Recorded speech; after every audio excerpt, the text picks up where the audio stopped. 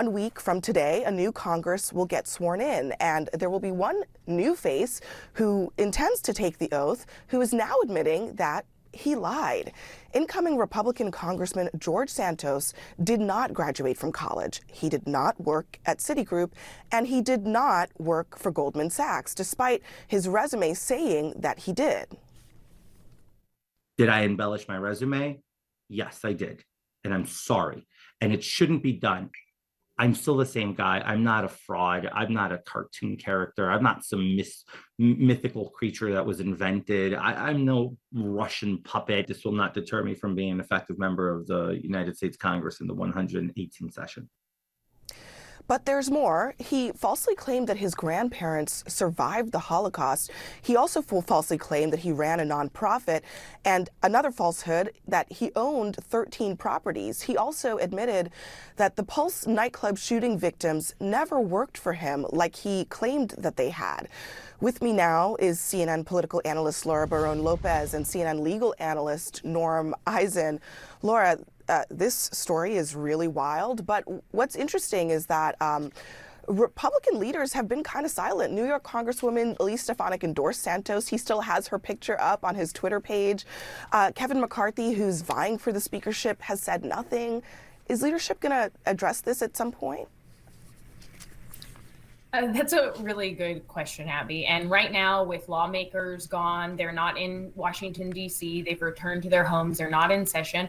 All likelihood is that they continue to remain silent for a while. And really, it's difficult to see Kevin McCarthy trying to take any aggressive action against this incoming lawmaker, because Santos has said that he intends to try to take his seat and be sworn in early January. And right now, Kevin McCarthy needs every vote he can possibly get to become speaker. Right now, Republicans are about to take a 222 majority to Democrats 213, and McCarthy can only lose about 4 votes if he wants to become speaker. And right now, there are roughly 5 Freedom Caucus far-right members who are saying that they aren't going to vote for him, so he would need Santos's vote desperately if he wants to become speaker. There are a number of Democrats who are already calling for Santos's expulsion, which would require a 2/3 vote majority in the House. They're calling for him to undergo a House ethics investigation, or for him to simply resign before he's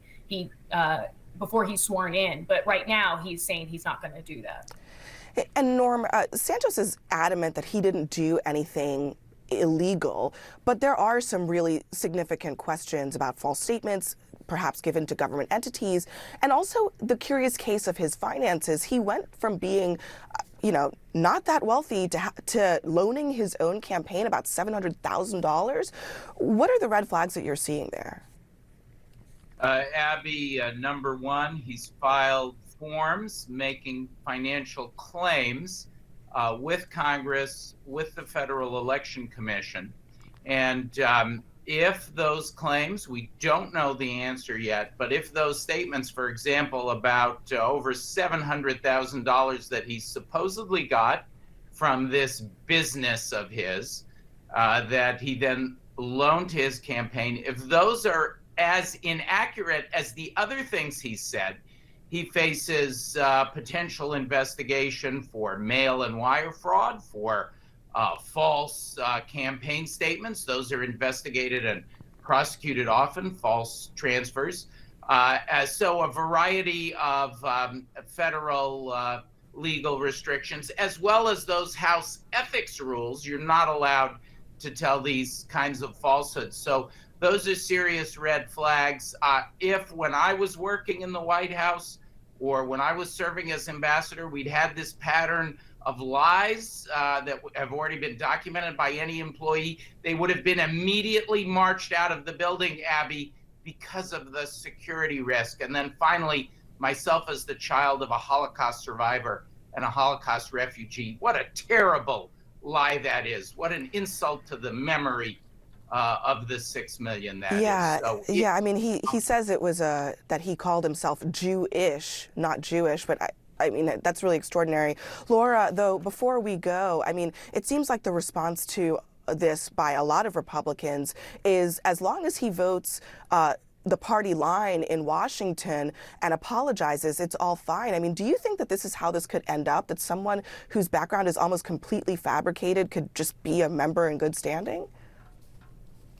I do. I think that that's the point that the party has reached right now, in terms of, we've seen in cases where members have done other things, like they've appeared at white nationalist conferences or they've made repeated racist statements, and Kevin McCarthy has decided not to hold them responsible, has actually said that he would reinstate members like that on their committees when they regain control. And it appears as though that could be the same case for Santos. Now, Norm would know better than I do about whether or not those legal, the potential illegalities here could prevent him from doing that. But right now, it looks as though we're headed for George Santos becoming a member of Congress and being seated. Well, we'll see how this all plays out. We'll have to leave it there. Laura Barón Lopez and Norm Eisen, thank you both.